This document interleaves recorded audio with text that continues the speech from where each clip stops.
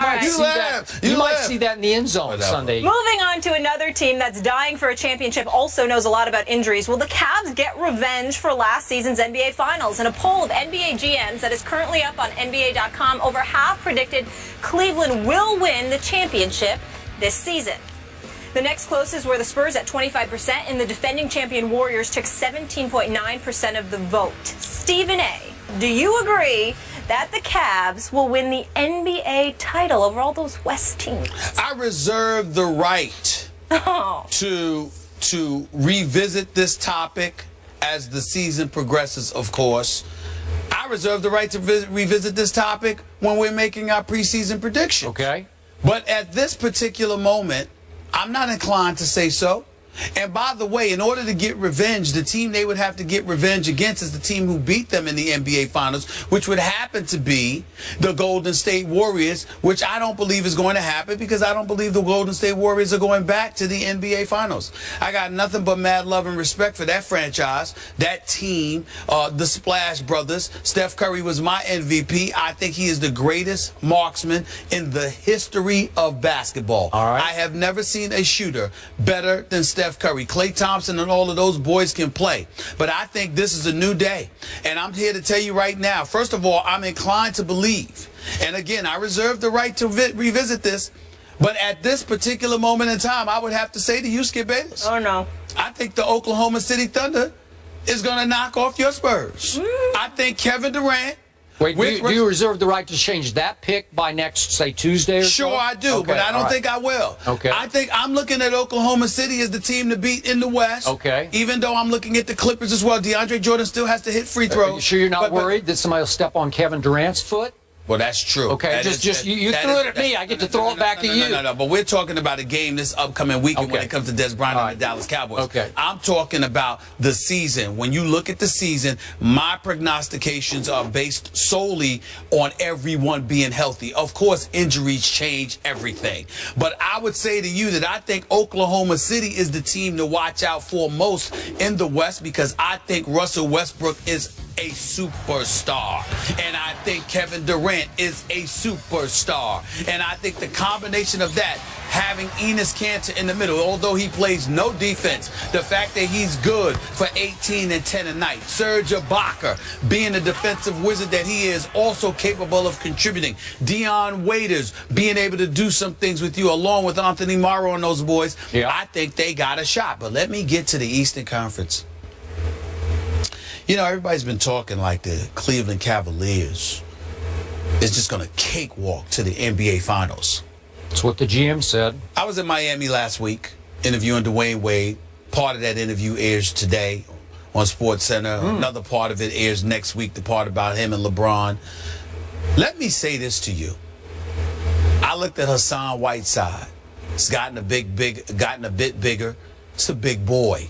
Agile. Yep. Runs the floor, defends, block shots. I watched LeBron James dominate primarily because LeBron James needed to become a post player once Kyrie Irving's health was compromised and he had to rely on the services of Matthew Dellavedova. I'm here to tell you something right now. LeBron, he can't be posting up against Miami if Hassan Whiteside is down low. He's going to have to turn into a perimeter shooter. And we all know that he can hit shots. And we all know that Cleveland is the favorite. And I am willing to concede that the Cleveland Cavaliers should be the favorites. But it would not surprise me at all if the Miami Heat ended up knocking them off. I'm telling you right now, no disrespect to Milwaukee, who I think will be better. They were good. They're getting Jabari Parker back from his ACL injury, Achilles rather, not to mention the fact that they acquired Greg Monroe. They beat out New York and L.A. Milwaukee beat out New York and L.A. for the services of Greg Monroe. To add to that team, Milwaukee is a team to watch out for. Washington is a team that I will pay attention to. To some degree, I'll watch out for Indiana because of Paul George's return. But I'm here to tell you right now, I think the Miami Heat and the Cleveland Cavaliers are on a collision course for the Eastern Conference Finals, and I'm not ready to sit there and say that it's a foregone conclusion that Cleveland will beat them. So I got news for you. You can sit up there and talk about LeBron and the Cleveland Cavaliers all you want to. I certainly believe that San Antonio could and would beat Cleveland, okay?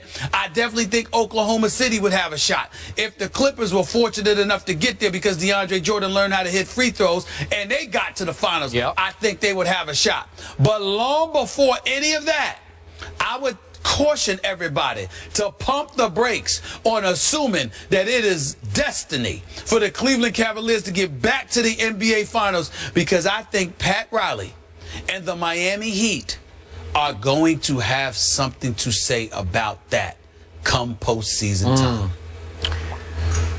I am so with you on Miami, but yet again, for the third, maybe fourth straight year as we sit in these seats, does it not come down to the health of the man you just interviewed, right? Yes. Okay, so if you tell me he's 92% healthy most of the year, I'm with you. Well, they have a shot. What I would tell you is that for the first time in 5 years, he was off from April, not June. Those additional 2 months, that's a very big deal. I'm with you. I would also tell you and prioritize the fact that playing a full season is not the priority. If Dwayne Wade plays 50 to 60 games, Pat Riley and the Miami Heat are perfectly fine for that as long as he is ready to go this postseason. Okay. So when you combine that with Bosh returning healthy, Hassan Whiteside, Luol Deng, Love him. Goran Dragic. Yep. Whoa. Agreed. I'm just saying. Agreed. I'm a whoa on that also. Okay, back to the poll. So 54% of the GMs polled say Cleveland will win the NBA championship. Next down the list, a long ways down the list, is 25% said San Antonio will win. So back to that premise. I get it that Cleveland has a much better chance of winning the East than the Spurs do the West. Right. Because clearly the Spurs are going to have to deal with Oklahoma City, as you point out. They're still, aren't the Warriors still, are they still playing? Or are they still, they didn't disband after they won, right? That's right. Okay, and they got big chips on their shoulder. They got a chip and a chip, right? They got a championship and they got a chip on their shoulder because nobody's giving them any. Yeah, so they got only 17% of the vote. So Spurs will have to deal with Golden State. They'll have to deal with the Clippers. They'll have to deal with the Rockets, and I could keep going on all the way down to the Pelicans, because they're going to have to deal with the Pelicans, who knocked them for a loop in the last regular season game of last year. That is correct. Okay, I get all that. But to me, in the end, if this proves true, then the Cavs are still going to have to deal with the Spurs in the finals, if the GMs are correct. So how could 54% say the Cavs will beat the Spurs in the finals? Because that's basically what they're saying. Am I right? They're saying that the Cavs are going to win it all.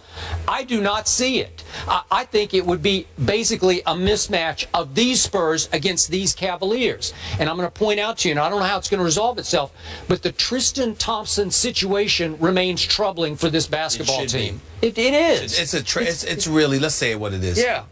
Listen, I respect the hell out of David Griffin and the job that I believe he should have gotten a backup quarterback other than Matthew Dellavedova to Kyrie Irving. But by and large, David Griffin to me was my executive of the year last year. Yeah. I thought he did a phenomenal job. Having said that, it is a damn travesty. It is. That they don't have Tristan Thompson signed. Seriously. All right, so I'm going to remind everyone. The Spurs did go get LaMarcus Aldridge when nobody thought they could. And they did get David West at the biggest basement bargain you could ever get, where David West said, I don't care about the money. I'm going to take almost nothing compared to what I could have had to stay in Indiana just to win a ring here with these guys. And you throw in the fact they kept Kawhi and kept Danny Green and brought Manu back. Ray McCallum Jr. I really like him as a backup to Tony Parker. You're loaded. Kyle Anderson is emerging as, I'm not going to say a star, but a factor for this team. So I'm going 10, 11 deep already. How are the Cavs going to beat that team? I don't think they can. I'll go a step further for you, Skip. I think the Spurs' challenge is all and entirely in the West. It does not matter who comes out of the East. I don't believe they're beating the Spurs. All right, I'm with you. So we agree. Get to the finals. Right. They win. The poll is completely upside down. Now, back to your premise that the Thunder, at this moment, you think, could oust the Spurs. Yes. Okay, I'm going to say it again, and I'm going to stand by this all year. You talk about how Kevin Durant and Russell Westbrook are superstars, and I'm saying they're too super. Kevin's too super, and Russell's too super, and the twain will never meet. I think they will have a hard time figuring each other back out, because they didn't play together all that much last year because one was hurt, the other was hurt, one was hurt.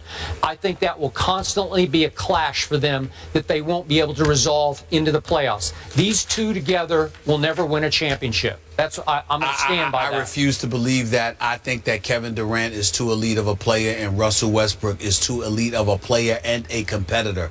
That fire in his belly is something that I admire. And I think that having tasted losing in a championship series still gnaws away at Russell Westbrook more so than any other human being on the planet. Okay. I think he wants it bad.